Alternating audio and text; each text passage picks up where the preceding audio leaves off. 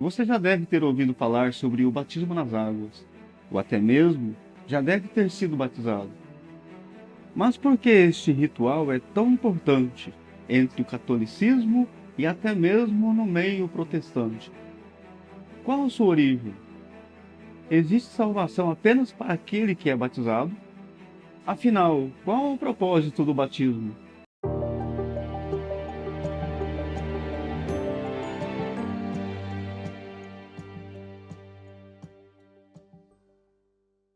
A imersão, o ritual em água, ou o batismo, como habitualmente é chamado, era um forte símbolo religioso muito usado no judaísmo antigo. Tal cerimônia sacramental representava a purificação e até mesmo a remoção dos pecados. Era também um rito para iniciantes na fé ou novos convertidos. As pessoas não poderiam entrar no templo nem mesmo participar das festas principais se não fossem batizados. Nesta época, vários tanques de rituais judaicos foram escavados em Jerusalém, Jericó e em outros lugares. Pela lei rabínica, tais tanques tinham que comportar pelo menos 60 galões, uma medida bíblica que representa 227 litros de água. E mais, os tanques tinham que ser fundos o bastante para imergir o corpo da pessoa completamente. Nem todos, portanto, tinham o privilégio de ter um tanque particular de purificação. Aquelas pessoas que não tinham essa oportunidade se aglomeravam em tanques públicos, como no caso do tanque de Betesda, onde Jesus cura um paralítico. Veja, a formulação do batismo entre os essênios era de purificação, para as pessoas que se sentiam perfeitas, purificadas, prontas. Já o batismo de João era de arrependimento, de conversão, de mudança. Os evangelhos apresentam o batismo de João como um precursor necessário do ministério público de Jesus, que sancionou esse ato como um aspecto importante da conversão, exigindo o batismo em nome do Pai, do Filho e do Espírito Santo. O fato de Atos dos Apóstolos trazer o batismo em nome de Jesus, em nenhum desses textos há uma ordem direta em batizar em nome de Cristo. O que há, na verdade, é uma descrição acerca da autoridade em nome de quem os discípulos exerciam o ato do batismo.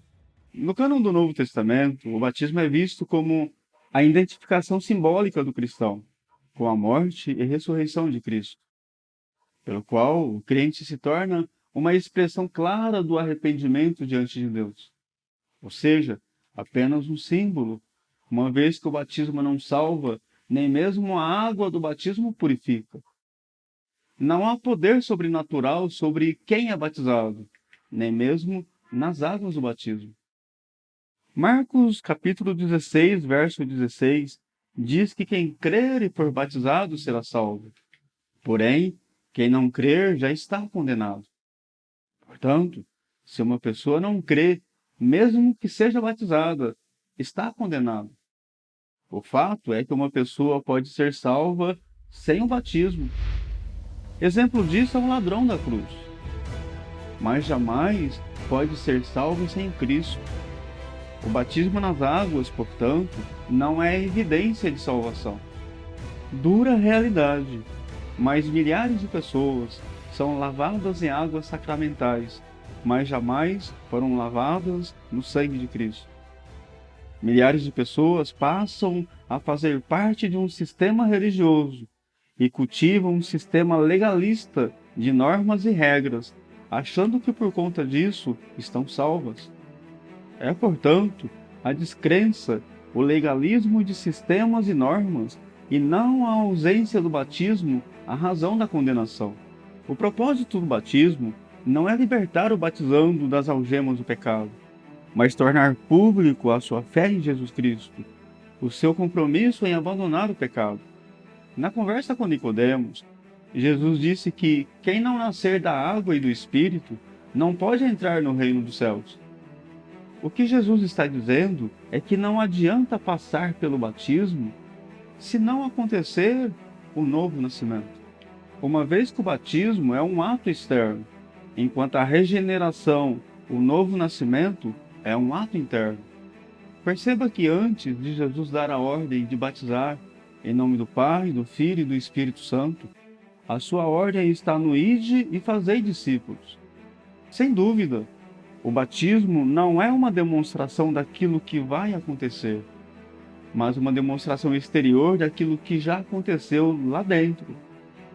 Isso significa que batizar criança não fazia parte da prática batismal. Quando olhamos para os relatos bíblicos, não é fácil sustentar o batismo em uma fase em que a pessoa não tenha condições mínimas de escolher o caminho espiritual que ela queira seguir. Quando Felipe e o eunuco chegam a um determinado lugar que havia água, a indagação do eunuco foi a seguinte: eis aqui água, quem impede que eu seja batizado? É lícito, é permitido, respondeu Felipe, se creres de todo o coração. Portanto, você, tendo condições de escolher, o que está esperando para demonstrar de maneira pública a sua fé? Não está na hora de você demonstrar de maneira pública que Cristo é o Senhor da sua vida? O Conexão Bíblica vai ficando por aqui. Fica na paz e até o próximo programa.